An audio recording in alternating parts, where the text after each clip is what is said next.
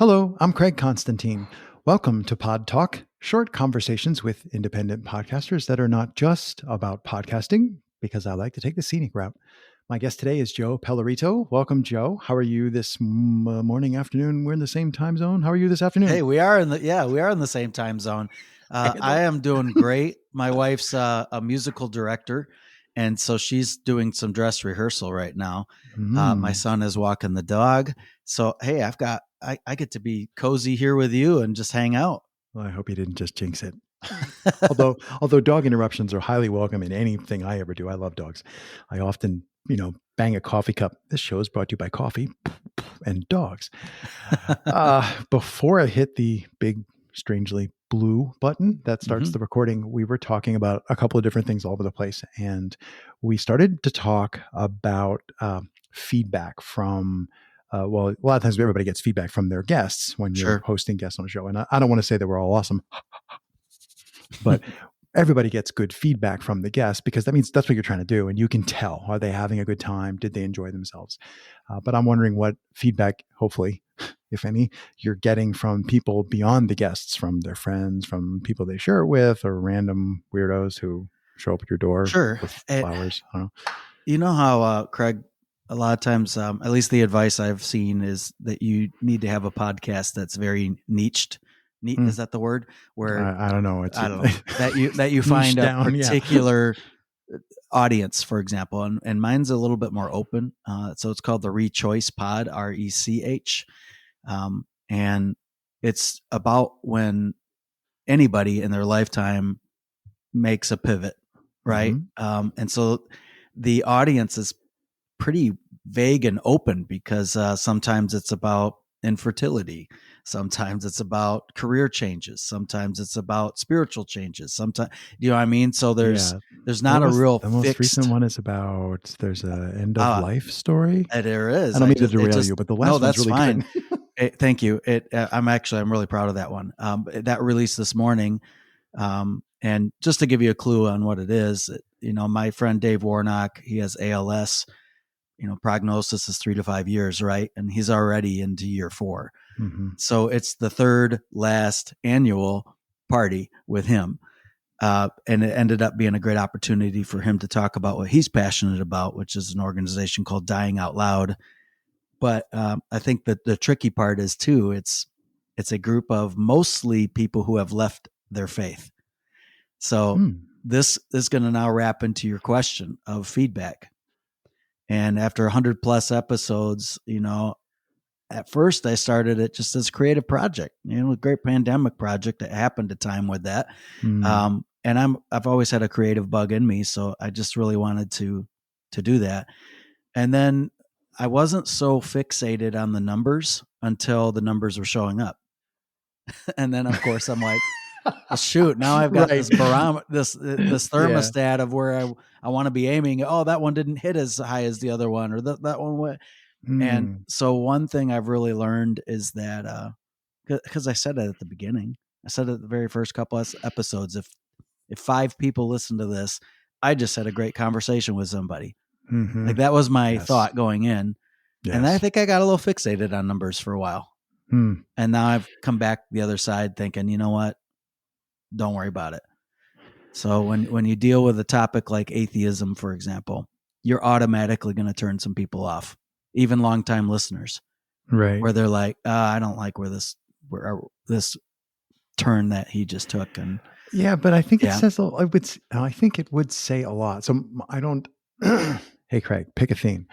I don't normally talk about religion on my show. And it's okay if we talk about religion here. That's fine. We can do that. But when I do hit like a polarizing topic in the movement, politics or something, that's going to polarize people. And I think it says a lot about the listeners, about like how decent people really are when they continue. Like they don't rage quit Craig, rage quit the whole show, right? So it's like if you do an episode that's divisive, people go, don't like that one. And they go the next one. So that I think really is what buoys me. That's a strange verb, Craig. The idea that that makes sense. I see what you're the saying already. numbers keep Yeah. like, I'm like, oh, that one stank. Dude, I really like that dude. Why didn't anybody like that episode? I don't know. Do the next one. Oh, it's just as good as the other one. All right. I mean, for some reason, people didn't like him. I don't get Next it. Or episode, right?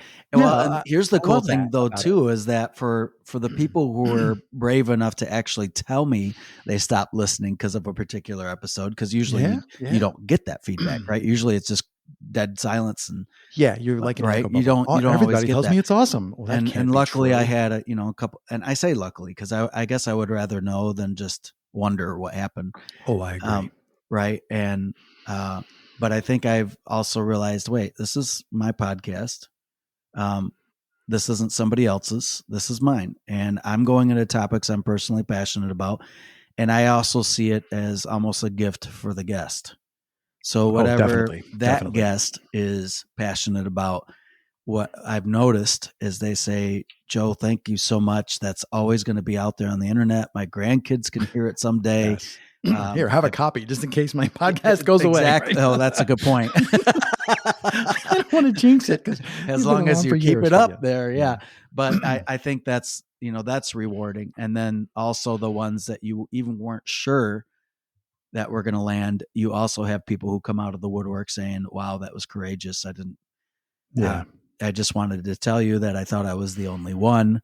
And then when I heard that episode, I realized there were a lot more people than just me out there. Yes, the validity of seeing your perspective or your hypothetical, I wonder if, seeing that validated by somebody else going, I too think, yeah, that's I often refer to that as a platform. So a lot of what I'm doing with the shows that I'm doing is giving a platform to the guest. Exactly. That's just the short way I label that, is like, yeah, a lot of what I'm doing is making a platform. And if one person listens to that episode and then is able to have a good conversation with that guest, they can skip over the stupid stuff that everybody wants to talk to that person about and go straight to the good stuff. That's success.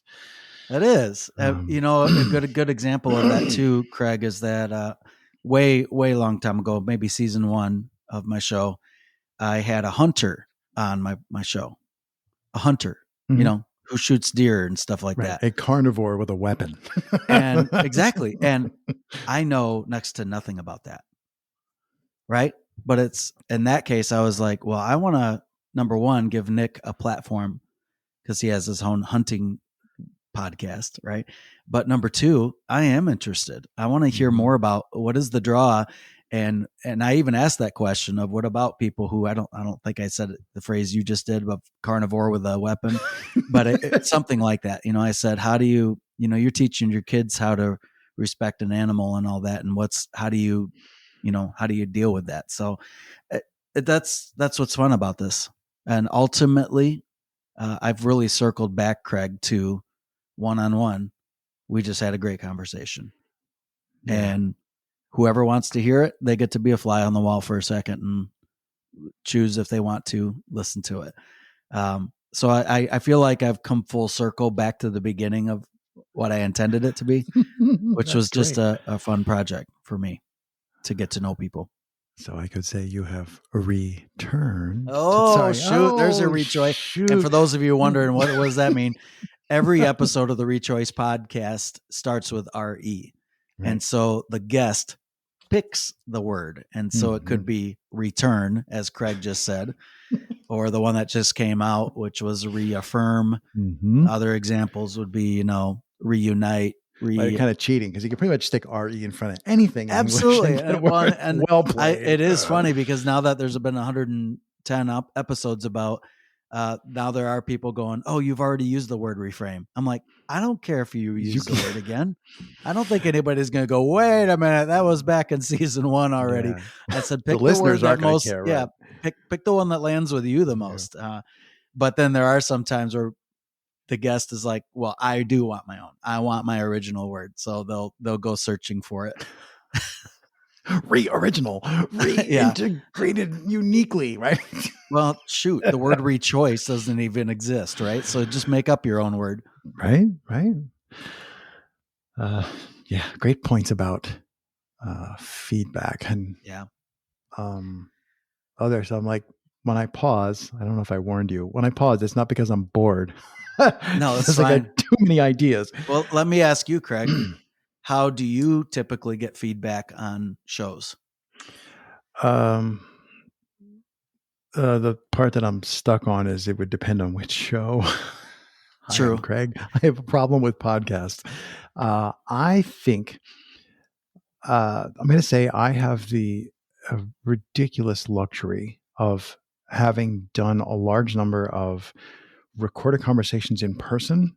Hmm. So I've actually had people who weren't on the show listen to, to a recording and then talk about it afterwards. So I've literally like gone to dinner with people who heard the podcast get made, who but weren't part of it, and Oh, gotten cool. like hours of Yeah. feedback. I'm like, I love this part and then this part, and like all the side streets that one skips when you're doing the show, like go and explore those. Like the guest is still sitting there and we like have those conversations. So I've had a number of times like that where I I sat there and thought, whoa, every single thing that we did landed. Like you're thinking like, is this part of the show going to land with the people Yeah. listening, or they can like, this is the part they fast forward over.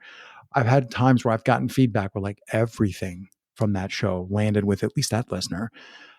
I've had people, I've actually had people walk up to me who I did not know, and I've said hello to them, and they went, "Oh, I know you." I've You're actually that had that guy. happen. I've actually had that happen. That's weird.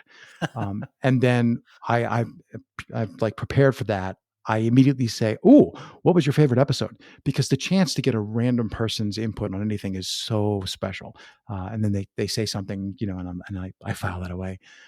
I've had I do love it opportunity. when people on their own initiative give you feedback.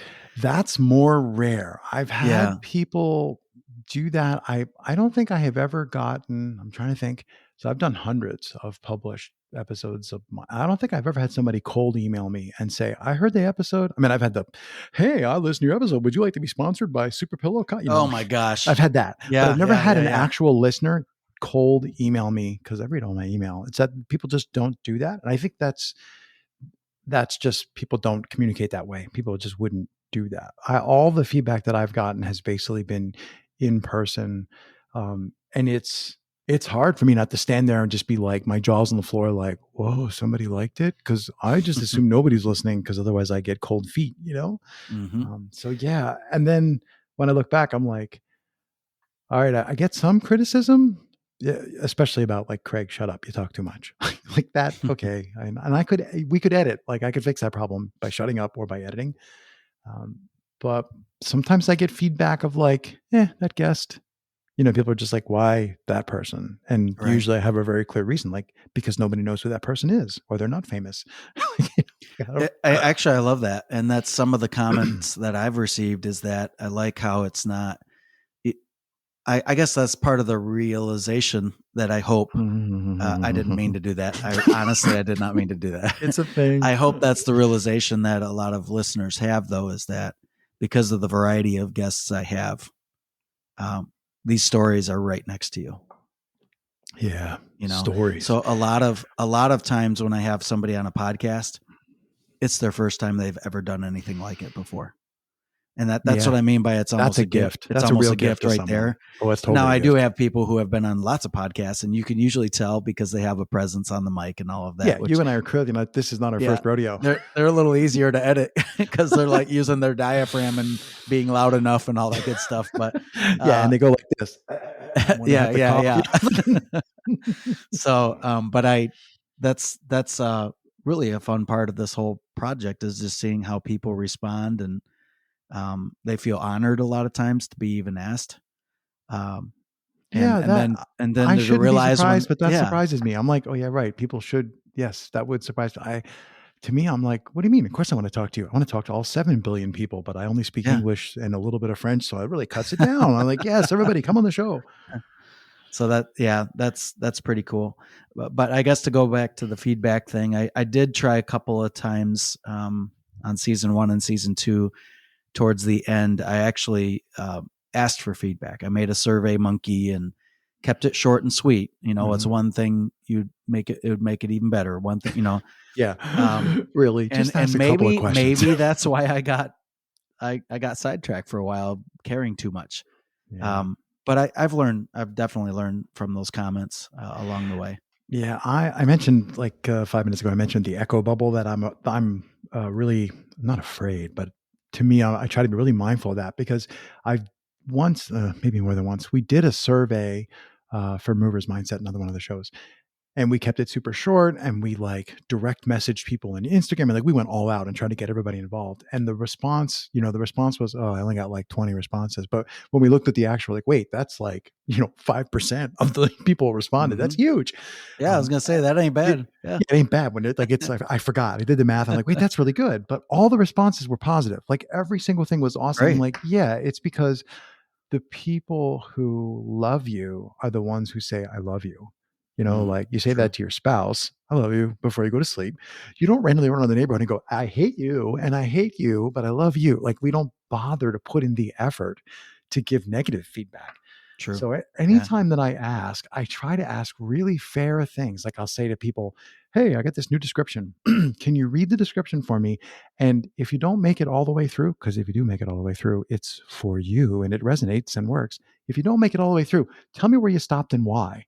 And when somebody goes, I got to this part here and that's stupid, I'm like, how do I say thank you? Because, that's a gift. Do you know what you did there, Craig, is you made it easier to answer. You made it very specific. You said just this intro paragraph, rather than how do you think I'm doing? Well, yeah, okay, that's true. Right. People are like, and no. So, but that's what I like about that, Craig, is that I think you increase the likelihood of hearing something when you're just looking for something very specific. Yeah. Yes, no, am I in the right direction here? Yeah. Yeah, that's a good point. I don't know that I had thought of that. Well, there you go, man. Thanks. So what else do you want to talk about? Oh, I got so many things I want to talk about. I'm watching the clock and it just keeps ticking. There it goes again. I'm trying to think of some of the other lessons that podcasters that are listeners or that are listening right now. Have you ever been asked, hey, can you show me how to make a podcast? Oh my God, I get that one a lot because I built a whole podcasting community and people I call that sofa to 5K because that's a way to learn to run. I'm on the sofa with the potato chips and I want to learn to do a 5K. There's like actually training programs for that. Sofa to 5K. So I call it the people, ask me for the sofa to 5K podcasting. And I basically say that doesn't work like that. Just with me, I can't do that. But if you keep asking me really good questions, I promise to keep giving you the best answer I can, which is often like just pointers. Well, maybe this person or try that, or, not like, here's the answer. I'll be like, well, I'm not building it for you. Try a fishing rod and some worms, that's the answer to your question. Yeah. And then, cause that's, I think if you want to see, it depends what, we need to unpack the word podcaster. So when I say podcaster, I think of people like you and me and the people listening who, yes, I do the thing. I hit record, I talk into the mic, I did the research, I do the post, like I'm making the thing. But some people, I don't run into these people, but some people say, I want to be a podcaster. And what they mean is they want to work for NPR and be the talent in front of the mic, or they want to be the voice. Like that's a different kind of podcaster. I don't know anything about that. Yeah. Well, I think just the realization that it's not, plug and play. There's so many layers, right? Plug in. It's actually plug and I talk. I can get on my phone or something, and yeah. I mean, these days you can. It's true. Make a podcast with almost no technology. When we were talking about feedback before, one of the trains of thought in my head was, what about, since I know that you have a spouse and you have a son and you have a dog and you have a house and you have a regular-ish sort of day job, like you don't make all your money from podcasting.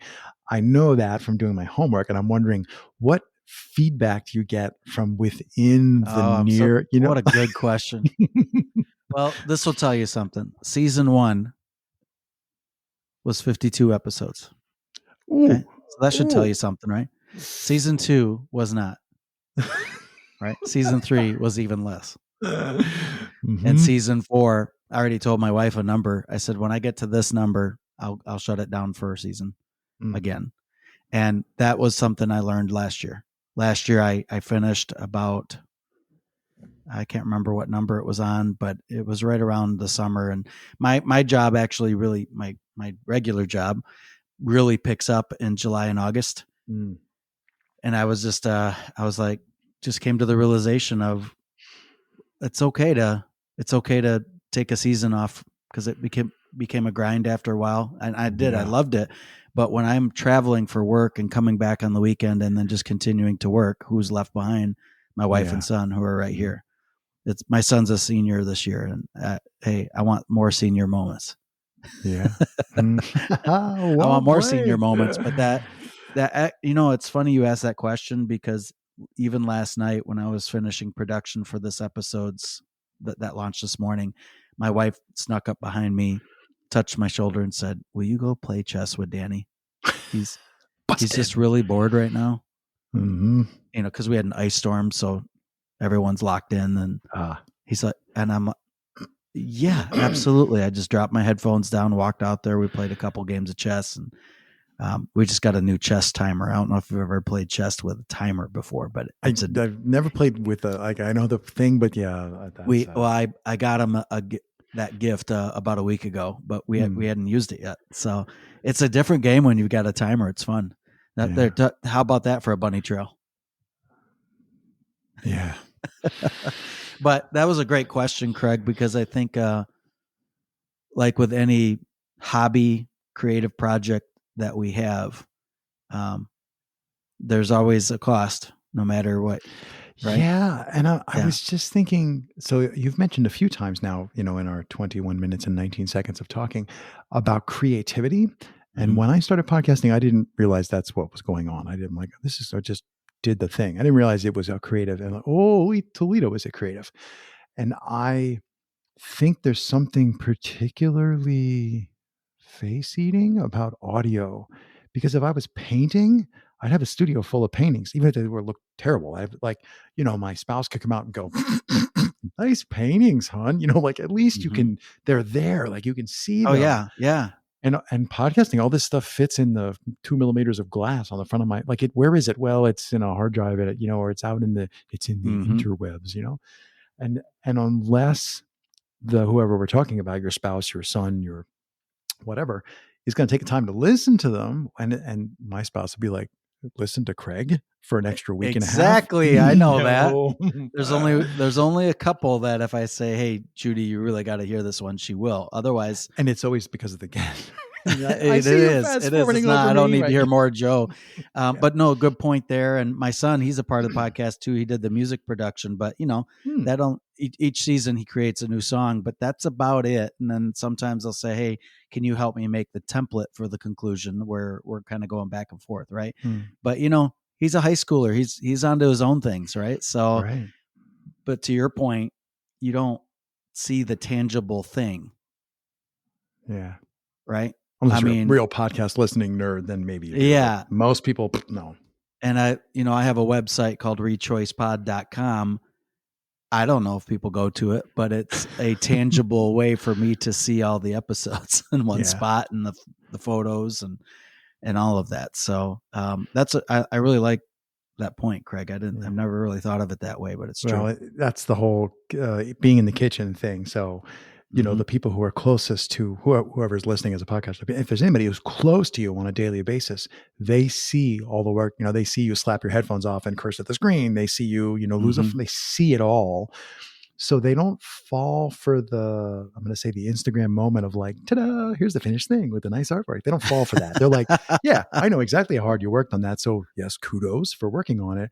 But there's no aura of magic around a finished thing, as there is like when I look at your show, I'm like, oh, that's nice, and there's music and okay, cool. I don't have any idea. I mean, I know as a podcaster how hard you work on that, but I don't really see you experience it. So I fall for I'm air quoting. I fall for the magic spell. But yeah. Well, here's what's funny. You're on my screen right now. You see like there's some photos behind me, and this is also where I work when I'm not traveling and I'm still having to work at home. So I think from their perspective, I'm just going back to work again, even though I'm doing, you know what I mean? So there's another, he's back in the office again. Oh, he's back in the office again. I will say this, my equipment is quite mobile. Yeah. If I want it to be. So like the example of the one that just came out down in Alabama, which was awesome. But then other times when they're more local guests, I say, look, I can come to you. You can come to me. And when they come here, my wife lights up because then she can be a host for a minute. Right. And she's like, oh, I could get this ready. I could do this. And now she has a part to play. And by the way, I'm never going, hey, have I ever done this? Maybe I have, where I say somebody's coming. We're recording. Yeah. When I say don't worry, she won't listen to this. No. I've noticed though, for the most part, she kind of lights up and wants to help with hosting.